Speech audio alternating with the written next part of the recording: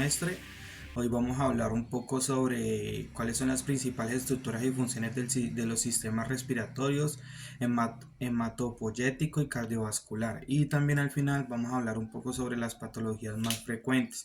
Somos la CIPA número 3, conformada por Kelly, Diana, Sandra y Orlando.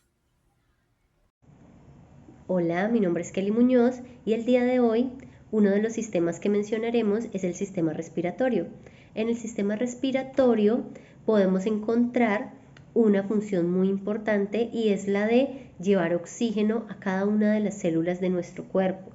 En este caso, cada uno de los tejidos, órganos, todo lo que conforma nuestro cuerpo y lo cual nos permite el funcionamiento, es decir, el oxígeno es lo que nos permite la vida.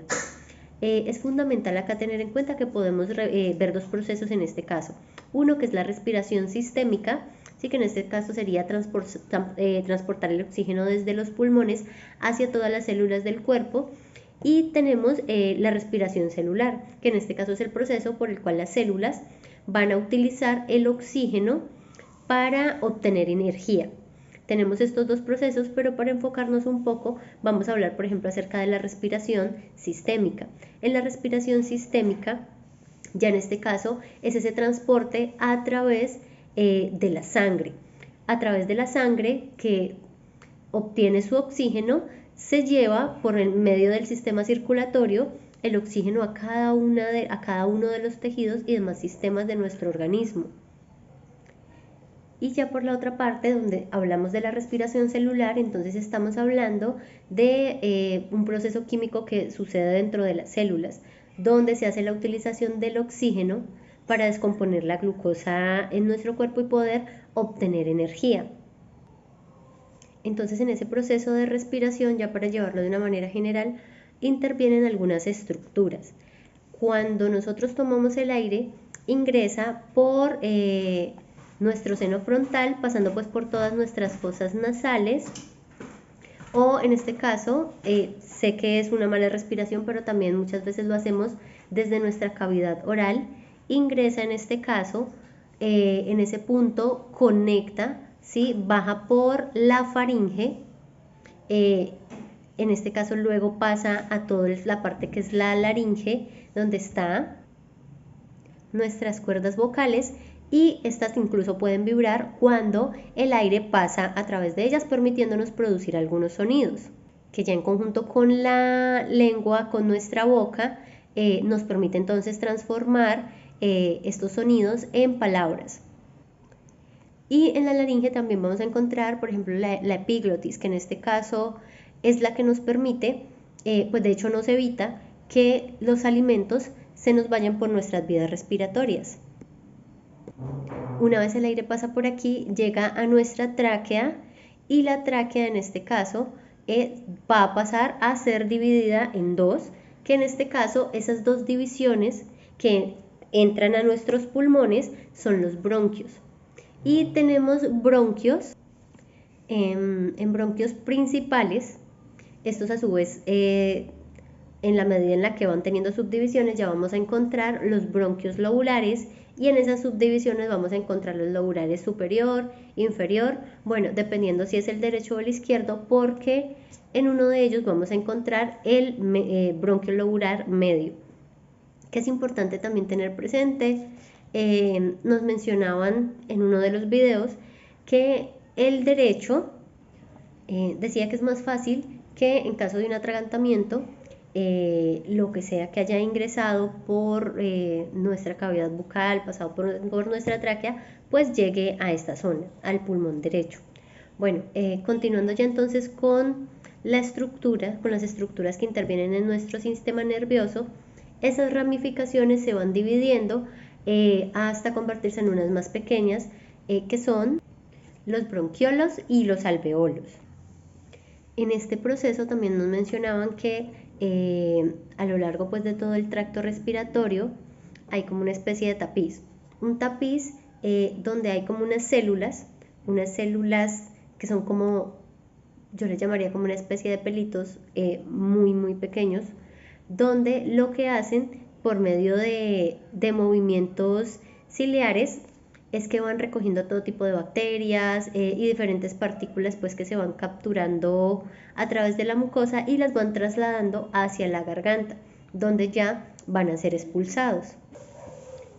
Por otra parte, y como último punto está la parte de la ventilación pulmonar. En la ventilación pulmonar también hay un tema fundamental y es el del diafragma.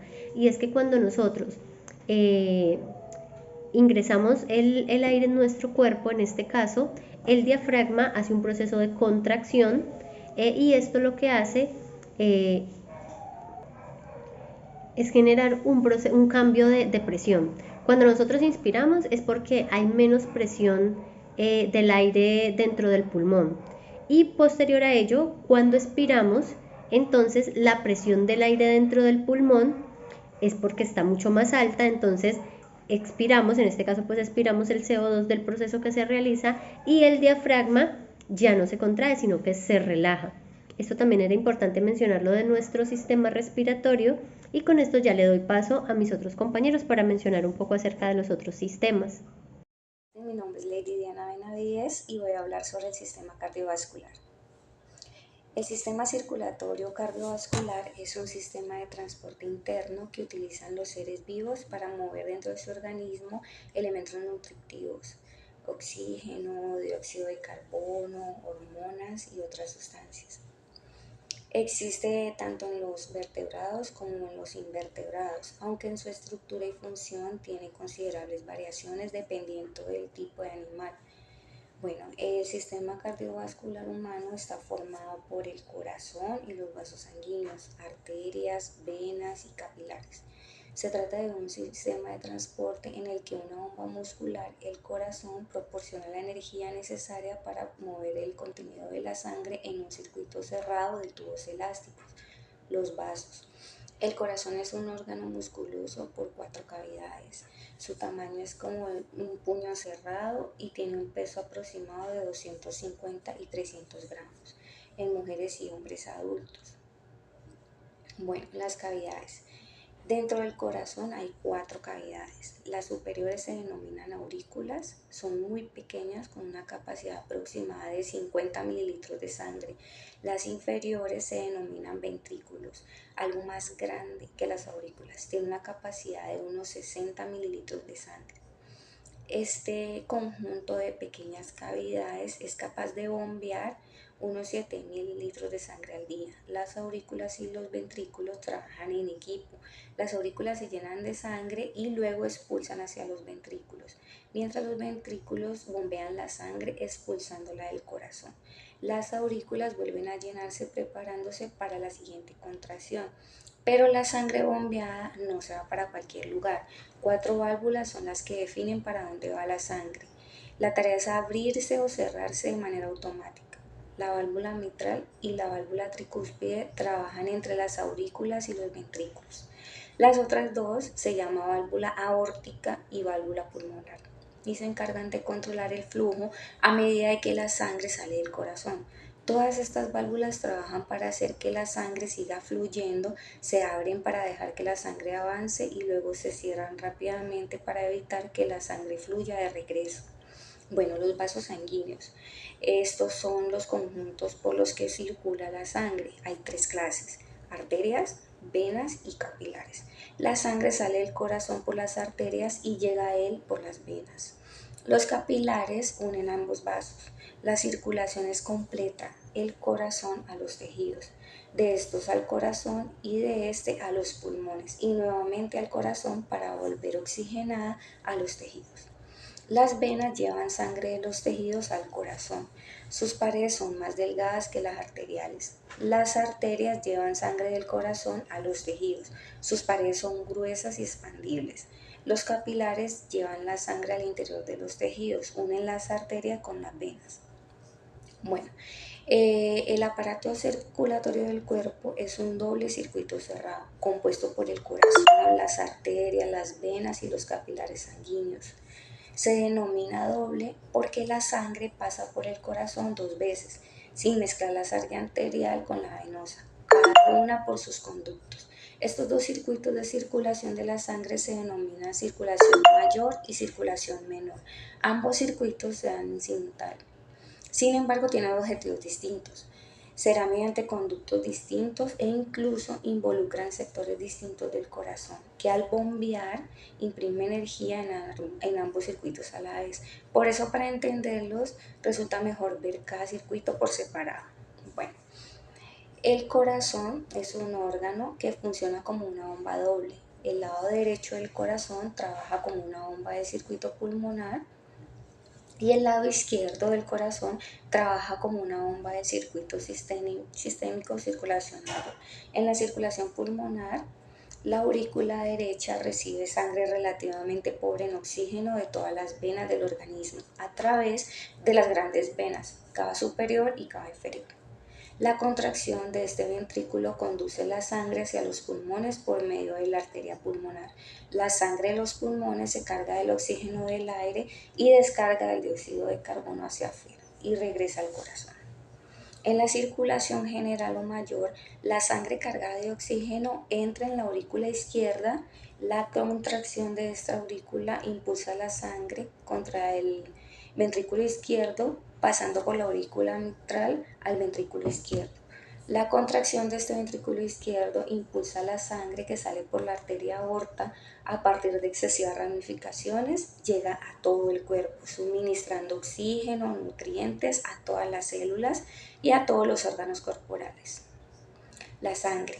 El sistema circulatorio cardiovascular está orientado en función del transporte de la sangre.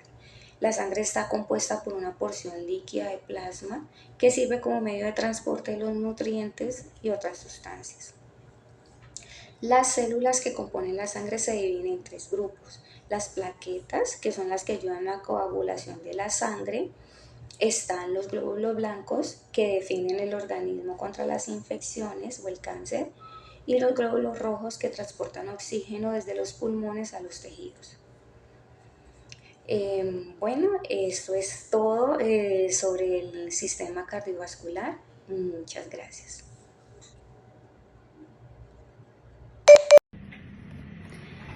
Buenas tardes, mi nombre es Sandra Lotero, soy integrante de la CIPA número 3 y voy a hablarles un poco acerca de la hematopoiesis. La hematopoiesis es la formación de las células de la sangre y ocurre principalmente los primeros 3 meses de vida intrauterina en el saco vitelino. Luego pasa a hígado y vaso y al nacer pasa a la médula ósea. La médula ósea es un tejido esponjoso que se encuentra en los huesos, por ejemplo en el esternón, en las costillas, en la pelvis y en algunos huesos largos como por ejemplo el fémur y el húmero. La médula ósea se divide en dos, médula ósea amarilla y la médula ósea roja. La principal función de la médula ósea roja es la formación de los glóbulos rojos, los glóbulos blancos y las plaquetas. Los glóbulos rojos se encargan de todo lo que es la defensa del organismo y se divide en, según su forma, agranulocitos y granulocitos. Entre los agranulocitos encontramos los monocitos, que son los que transportan todo lo que son gases por el torrente sanguíneo, como son el oxígeno y el CO2. Luego tenemos los linfocitos, que son los que defienden contra todo lo que son los virus. Y luego tenemos los granulocitos. Aquí tenemos el neutrófilo, que es el encargado de defender al cuerpo de las bacterias. El eosinófilo, que defiende al cuerpo contra los parásitos. Y los basófilos, que son la alarma del cuerpo, porque se encargan de liberar sustancias como la histamina y otras sustancias produciendo inflamación y enrojecimiento, lo que nos avisa acerca de una infección en nuestro cuerpo. Y por último tenemos las plaquetas. Las plaquetas se encargan de cerrar los vasos sanguíneos, evitando hemorragias y ayudando en la coagulación. Muchas gracias por la atención.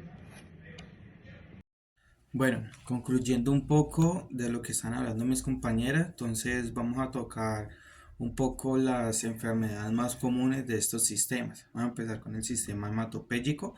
que una de las enfermedades más comunes, que prácticamente se ve ahora mucho, es la anemia. ¿Qué es la anemia?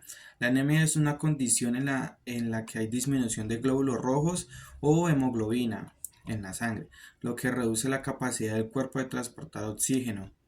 Digamos, ¿cuáles son las causas principales de la anemia? Pueden ser déficit de hierro, déficit de vitamina B12 o ácido fólico, una enfermedad crónica como insuficiencia renal, pérdidas sanguíneas, menstruación abundante, úlceras o hemorragias y enfermedades genéticas.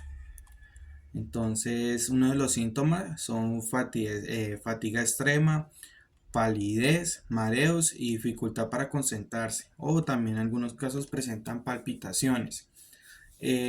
Pues en muchos casos, la mayoría de veces se le recomienda a las personas afectadas que tomen suplementos dietarios, ya sean altos en vitamina B12 o hierro, también con cambios de dieta, con comidas altas en hierro. Incluso si ya es muy grave, pues le pueden incluso hacer transfusiones, o pues en su caso también sería el tratamiento para la enfermedad que pueda provocar la anemia. También tenemos leucemia. ¿Qué es la leucemia? La leucemia es un tipo de cáncer en la sangre que afecta principalmente a los glóbulos blancos, provocando su producción anormal y excesiva en la médula ósea. Tipos principales de leucemia. Tenemos leucemia linfoblástica aguda, leucemia mieloide aguda, leucemia linfocita crónica y leucemia mieloide crónica. ¿Cuáles son los síntomas de este cáncer? Son fatiga persistente, fiebre, infecciones frecuentes, sangrados o hematomas fáciles, dolor óseo o pérdida de peso. Pues los tratamientos son quimioterapia, radioterapia, trasplante de médula ósea y inmunoterapia. También tenemos el linfoma, que el linfoma es un cáncer que afecta el sistema linfático, especialmente a los linfocitos, que son un tipo de glóbulo blanco. Tipos principales de leucemia son linfomia de Hodgkin y linfoma no Hodgkin. Síntomas: inflamación indolora de los ganglios linfáticos, cuello, axilas y la ingle, sudores nocturnos, pérdida de peso inexplicable, fatiga y fiebre persistente. Pues eso sería uno de los, digamos, dos enfermedades más comunes en el sistema hematopéyico, que ya pues la gran mayoría son pues obviamente referidos a la sangre. Entonces vamos a pasar a hablar un poco sobre las enfermedades más comunes del sistema respiratorio. Yo creo que la más común, que es frecuente, por así decirlo, es el asma. Pues el asma es una enfermedad crónica e inflamatoria en las vías respiratorias que causa una obstrucción variable y reversible del flujo de aire. ¿Cuáles son los causas del asma? Alérgicas, pueden ser por ácaros, polen o pelo de animales, infecciones respiratorias, el aire frío o contaminación, ejercicio físico o estrés emocional. Síntomas: dificultad para respirar, sibilancia, silbido al exhalar, tos, especialmente en la noche o al despertar, o opresión en el pecho. Pues los tratamientos más comunes serían inhaladores broncodilatadores como el salbutamol, corticoides inhaladores para control a largo plazo y evitar desencadenantes. Desencadenante significa, por ejemplo, si yo tengo asma y yo soy digamos, de una tierra caliente, por así decirlo, y me paso de un momento a otro a una parte, digamos, del país o a otro lugar que sea extremadamente frío y no tengo abrigo ni para protegerme el cuello ni nada, entonces eso es un desencadenante que puede pues generarnos ya por ejemplo, la próxima enfermedad que vamos a hablar, que es una bronquitis. Una bronquitis es una inflamación de los bronquios que puede ser aguda, que pues es temporal, o crónica, que ya es persistente. Las causas: agudas, infecciones virales como la gripa, crónicas, exposición prolongada al humo del tabaco o contaminantes. Síntomas: tos con flema o sin flema, dolor en el pecho, fatiga, dificultad respiratoria. Pues los tratamientos son reposo, hidratación, broncodilatadores si hay obstrucción, y en algunos casos antibióticos si hay alguna infección bacteriana. Por eso es que nosotros siempre tenemos que consultar al médico para pues diferenciar cuáles son los tipos de tratamiento. También tengo la neumonía, que es la infección del tejido pulmonar, que causa infección en los alveolos y acumulación de líquidos o pus. Algunas bacterias son Streptococo. También tenemos virus como la influencia o hongos. Eh, ya, por ejemplo, ya vamos a tocar por ejemplo, también es la gripe común. Entonces vamos a hablar ahora sobre el sistema cardiovascular. Entonces, pues, de lo más común del sistema cardiovascular sería la hipertensión, que es el aumento sostenido de la presión arterial por encima de los valores normales, 140-90 puede ser. Es conocido como el asesino silencioso porque no genera causas hasta que hay un daño orgánico. Entonces las causas pueden ser genética, dieta alta en sal, sedentarismo, obesidad, estrés, consumo excesivo de alcohol y tabaco.